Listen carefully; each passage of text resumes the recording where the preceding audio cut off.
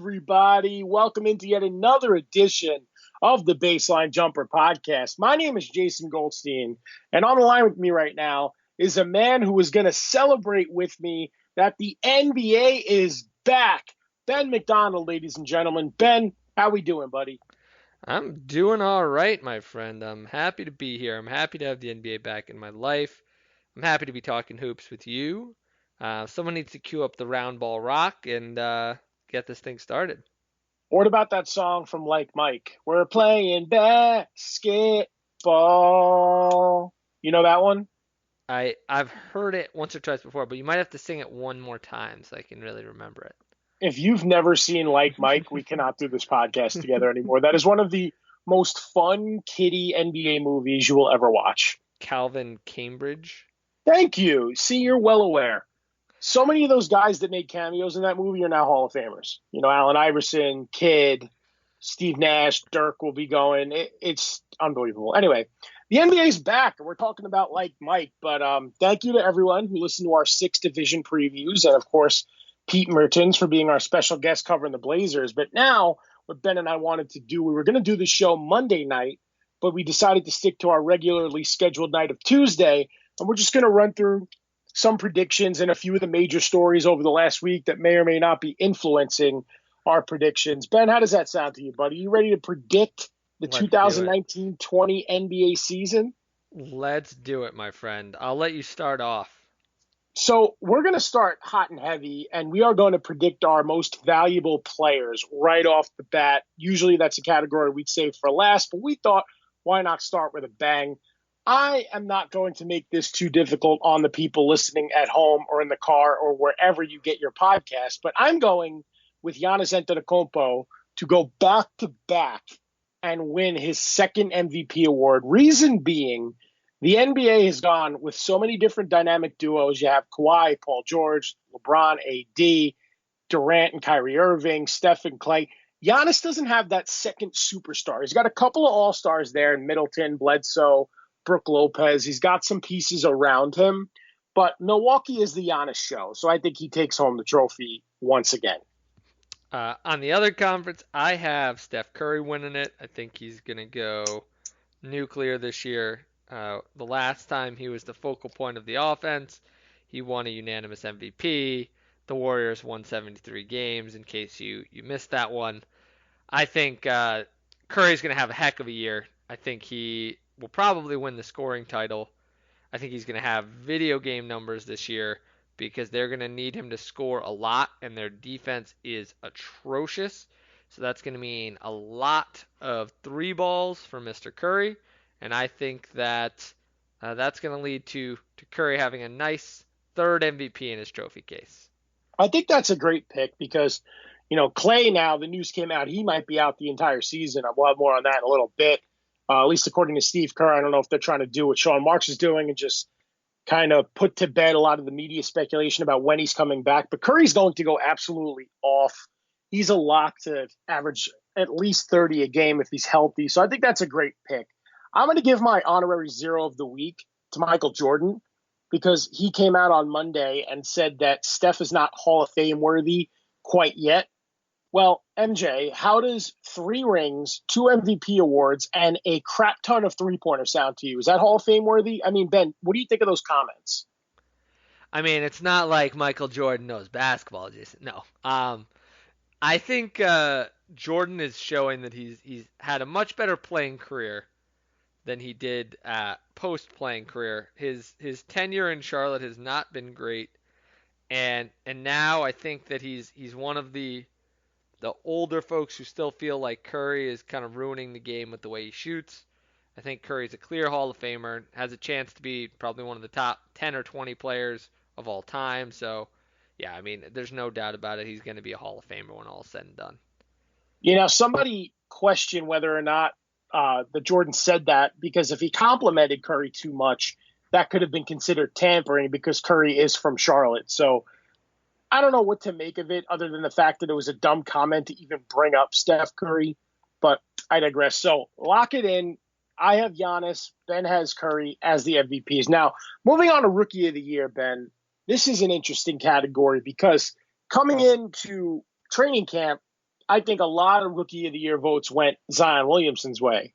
However, Ben, there's some news. Zion is expected to be out for a little while. You're absolutely right. 6 to 8 weeks is what they're saying at the moment, and obviously this comes on the heels of some other injuries. So we both had him as Rookie of the Year, but this might cause us to reconsider. You know, Jason, my heart tells me to pick my beloved Bull, Kobe White, who just came off a massive scoring outburst in the last preseason game. But I think if Zion really doesn't get it, I think the smart money's probably going to go on someone like a Ja Morant, or even perhaps a guy like a Michael Porter. But I think Ja Morant's a pretty good bet at this point. What do you think if Zion has to miss extended time? So I'm going to keep my pick, but if he does end up missing more than 2 months or if he gets hurt again over the course of the year, I know this is a bit of a hedge bet, but I'm going with RJ Barrett. Now, if anyone listened to last week's show, if you're a Knicks fan, don't, because Ben absolutely destroyed them. But I think Barrett has the chance to be a special player from this draft class. And if he's in the right situation in New York and gets a good amount of playing time, then I think he could be the Rookie of the Year. But I mean, do you want to quickly just get into the long-term implications of this Zion injury? So I believe it's a partially torn meniscus. They thought he was going to be out much longer than he is. It's the same knee that he hurt when he fell through the shoe during the NCAA tournament, came back to play. I mean, I don't want to label him an injury risk, but if you're the Pelicans, are you concerned about his long-term health? I mean, I think on the one hand you have to be a little concerned, but on the other, it's a sport. It's one of those things where guys get injured. I mean, it's just kind of the way it goes. Guys are going to have injuries, and I think that it's important that we don't overreact right away. I think a lot of people are immediately overreacting about this just because Zion's so big, he's so fast, so athletic that people are really worried about him staying healthy, but just because he's getting injured now does not mean he'll get injured later in his career. Some guys just have injuries early on in their career, so we'll see. I'm not gonna go too far here. I think that they should try to be careful. I think the one concern that you must have if you're a Pelicans fan is that the New Orleans medical staff has not acquitted themselves very well in the past, we'll just say. There have been a lot of issues with that medical staff in the past. So I think if you're a Pelicans fan, one of the things you have to be a little worried about is less about Zion, more about the staff that's taking care of him. Yeah, no, I know that's a good point, but you have to worry. I know there was articles that came out that said his weight wasn't an issue, but when you're 6'7", 285, and you carry around the weight really well, he's very light on his feet, he's super athletic, he's got a 44-inch vertical. But I mean, I think he should drop like 10, 15 pounds if he's going to play 82 game regular seasons. I mean, hopefully this knee thing is a wake up call for him because I don't think he can carry a long NBA career under that weight. Maybe I'm in the minority opinion here, but I think he's too big in today's day and age where the NBA is all modern, athleticism, 3-point shooting, fast break, high octane offense. I mean, he has to show he can hang. And this injury is just not a good sign that he can long term. So I'm picking him for Rookie of the Year still. I just hope he's able to come back maybe before Christmas and really hit the ground running here with this Pelicans team, who is the first game in this opening night taking on Toronto as we're recording this podcast. Yeah, and I mean, I think the guy that you kind of look towards is probably Charles Barkley. I mean, Williamson's what, 6'7", 6'6", somewhere between 6'6" and 6'8". I forget what the measurement was when they did the official measurement. I think he might have come up at 6'6". Barkley was about 6'4", he says, and about 250 pounds. Zion's what, 6'6", 275, so he's a little bit bigger. I mean, that's kind of the comparison. Obviously, Barkley didn't have a whole lot of health issues. He was relatively healthy throughout his career. So we'll see. I mean, I think that's sort of going to be an interesting one. I think just one dark horse as we wrap up the Rookie of the Year.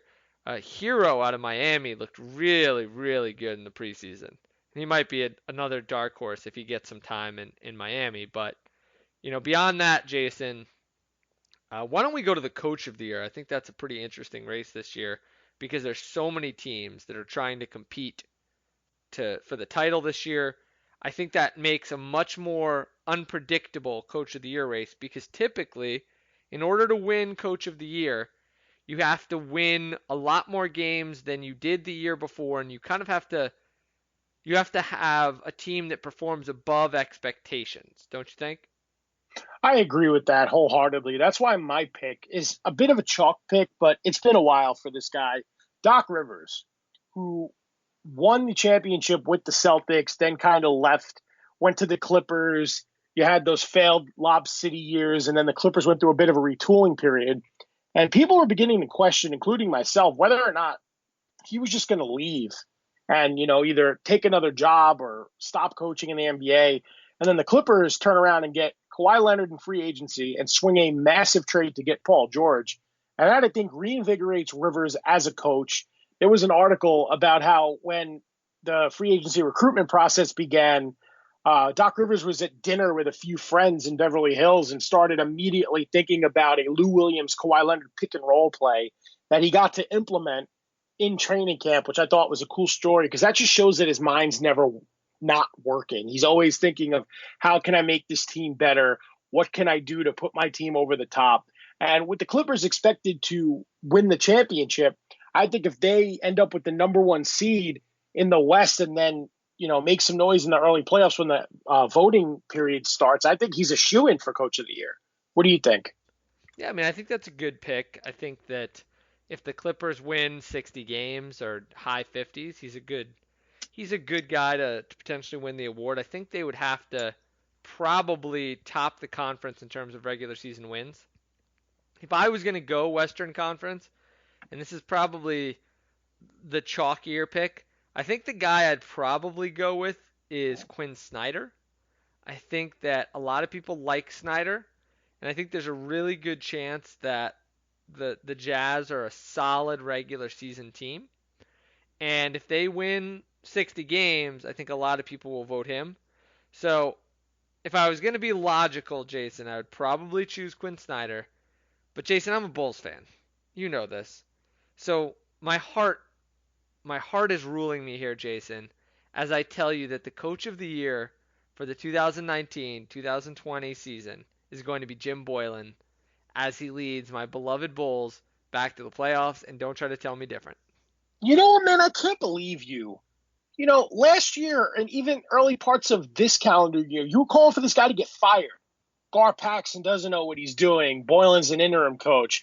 They need to bring in someone with more experience. The city hates him. And now you're picking him to be coach of the year. I mean, one, I don't know how good of a decision that is. I think maybe next year.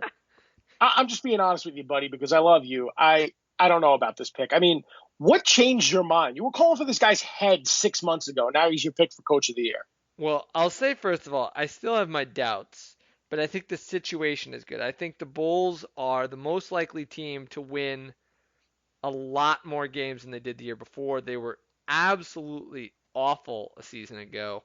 One of the least watchable teams. They were putrid. They finished the season in the 20s for wins.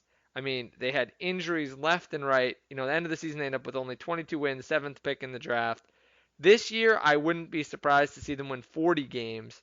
And if they make the playoffs, especially in a really weak Eastern Conference, I think that there's a chance he'll get some Coach of the Year buzz. And then the other thing is he's actually started to preach some good principles. I don't know how much of it is him, but he's having a lot of his players shoot more threes. He talked to Zach LaVine about taking the long two out of his game. He's been working with a lot of the players on skill parts of their games, and a lot of the reports so far have been very different than they were a year ago. So I'm going to be cautiously optimistic.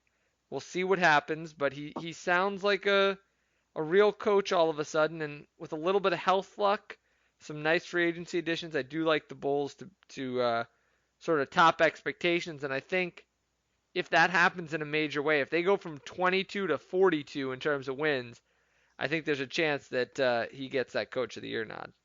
See, if that happens, I think he'll get votes. But is it enough to win the whole thing? I mean,